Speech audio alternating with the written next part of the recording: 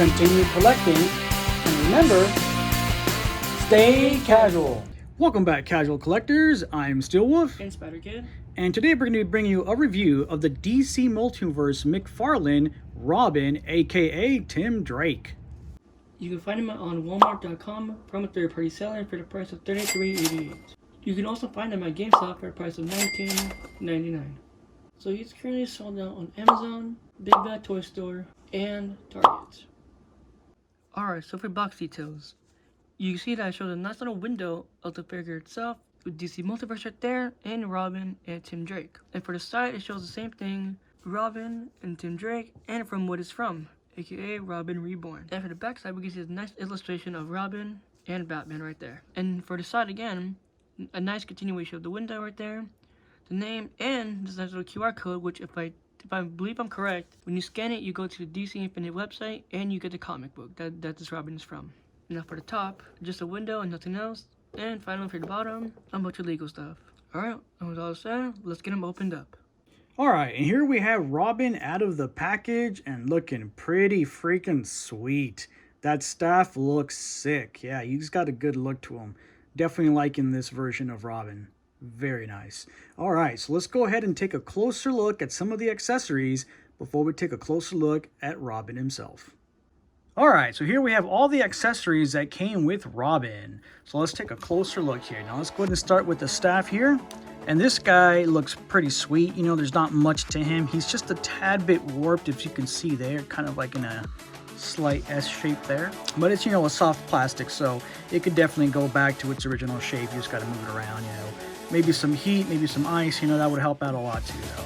But not bad, not bad. Looks nice. Nice paint to it. Nice silver metallic paint job to it. Got some subtle sculpted lines here that make it look like it's actually separated or extended, as if it can actually, you know, get shorter or smaller and more compact, but this looks very nice.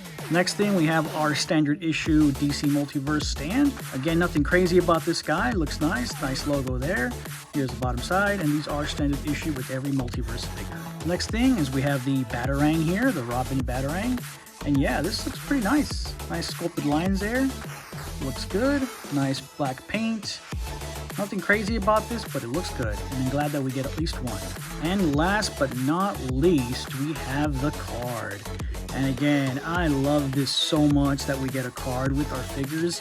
Very awesome. And this one looks really good.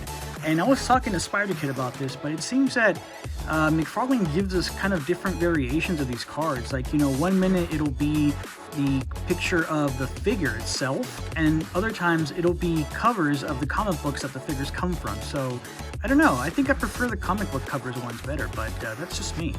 But definitely this card is very nice. So, let's take a look at the back here. We have a nice zoomed in picture of Tim Drake there. We have his data file. So in case you want to read this, go ahead and pause it now.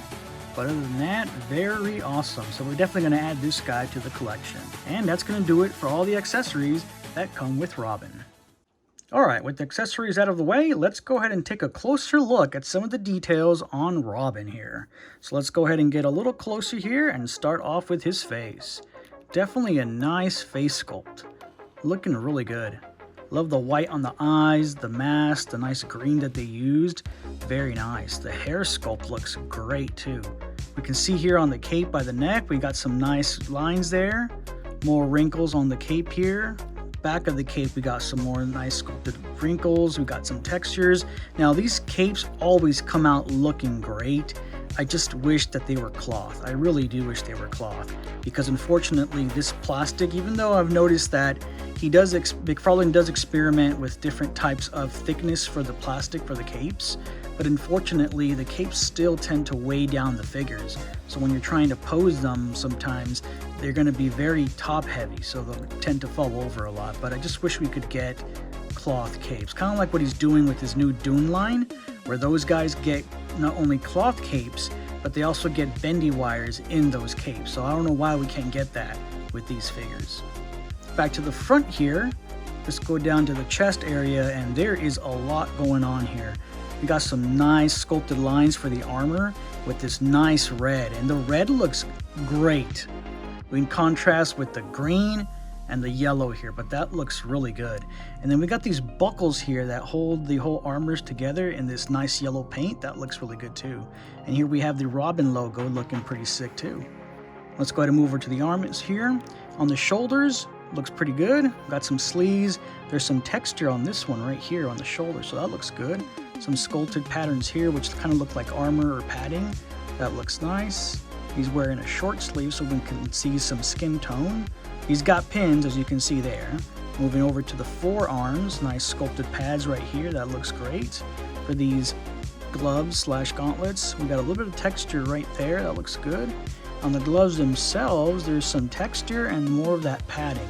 The knuckles came out looking pretty nice, which looks like they have padding on the knuckles. That looks great. Fingers came out sculpted nicely. Very nice. Moving over to the side of the armor here, we got some more plating. That looks good. Down to the belt area. It's all done in that solid yellow color, but it came out looking nice. Got some sculpted lines there. We got that buckle right there. Very nice. Down to the crotch area, looks like we got some padding there on the side right here. And there's also padding on his butt.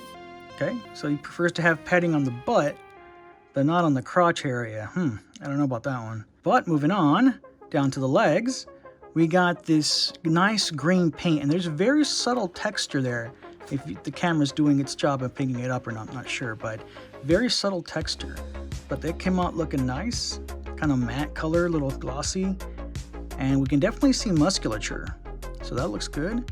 There's the knees. Here we have the boots, nice buckles on these boots. That looks pretty cool. There's the ankle there. And here we have the feet, looking pretty good. There's the other side of the ankle. Yeah, looking pretty solid there. Here's the back of the boots. And here is the bottom of the feet. And it almost looks like he's wearing, like, they look like boots, but kind of gives off that ninja vibe thing, like kind of like ninja shoes there. But bottom of the feet, we got a little bit of tread there, and we also get peg holes. Now moving on to the back side here. As you can see, there's more armor plating there on his back. That looks good. Lower back has some plating. We already talked about the butt. Here's the back of the legs and the thighs. Yeah, pretty solid. And again, this cape is awesome. Love the black and then the yellow, so that's definitely cool. With the details out of the way on Robin, let's go ahead and move into some articulation. All right, so for some articulation, let's go ahead and start with the head. And Robin can look up quite a bit. That's pretty good. I definitely like that.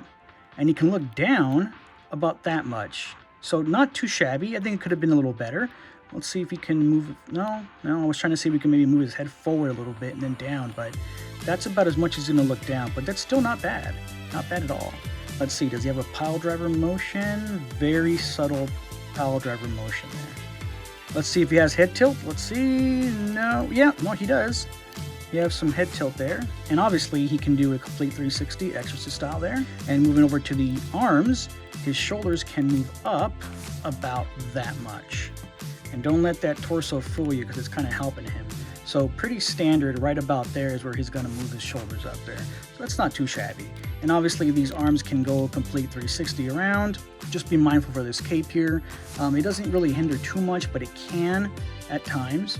Moving on to the shoulder, he does have bicep swivels, you can see there. And he does have double jointed elbows, which will go in about that much. So yeah, look at that. He's scratching behind the ear there. So pretty nice. Down to the hands here.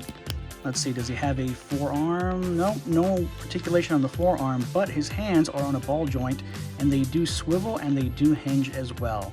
They will hinge upwards about that much and downwards about that much. And same goes for the other side as well. Moving down to the torso area, he can move the top of his torso left and right there and we'll go a complete 360 around, so you can see there. And you can ab crunch forward from the top, not very much as you can see, but will he go back? Let's see. He will go back about that much. So better backwards than forwards. Now, as for the lower part here, it does also swivel, as you can see, and it does actually tilt side to side, and it will go kind of a tilting motion completely around there, which looks like it's kind of like a ball joint there. So there you go. And let's see if we can improve that ab crunch from earlier using both, and no, not really. So not much of an ab crunch there. Moving further down to his legs, he can do the splits. Yeah, he can definitely do the splits. Look at that. So that's pretty good. All right, and he can kick forward about that much, which is really good. And he can kick back about that much, which is pretty standard. All right, and as per usual with McFarlane figures, we have no upper thigh cut, but they can rotate just a little bit, almost mimicking that upper thigh cut. Just nowhere near as much range as if he actually had one. Now, farther down to the knees here, he does have double jointed knees that do bend in to about that much, which is really good.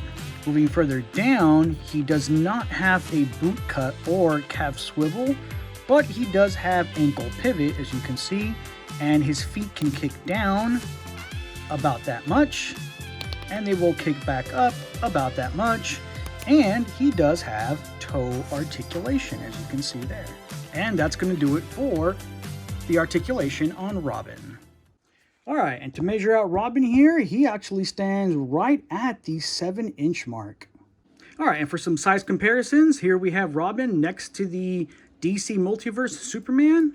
And on the right, we have the Star Wars Black Series Tippet on Station Ben Kenobi. And for some comparisons next to some Dragon Ball Z figures, here we have on the left the SH Figure Arts Son Goku, and on the right, we have the Dragon Stars Bardock. And our last comparisons here, on the right, we have the Marvel Legends Wolverine from the Apocalypse Build-A-Figure wave, and on the left, we have the G.I. Joe Crocmaster. All right, final thoughts. Is he a cool figure?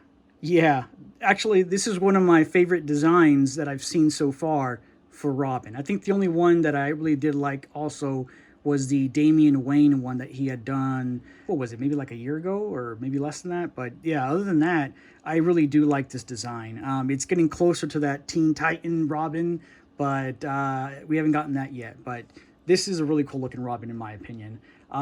Accessory wise, you know, I'm content with it. Could we have had more? Yeah. But, you know, I'm happy with what we got.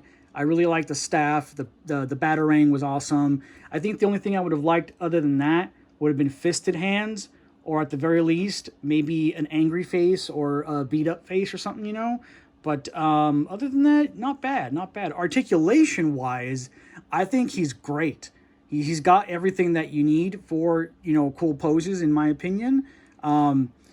The toe articulation was great too. I have no real complaints with the articulation.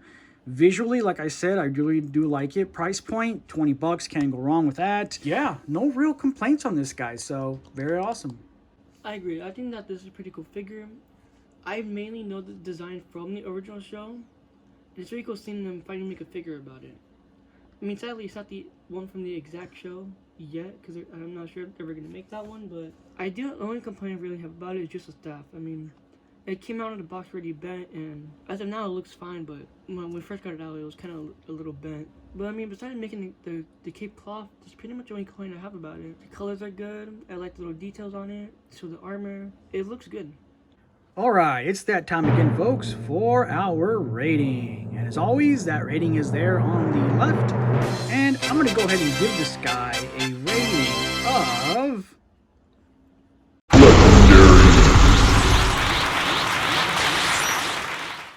My rating's going to be...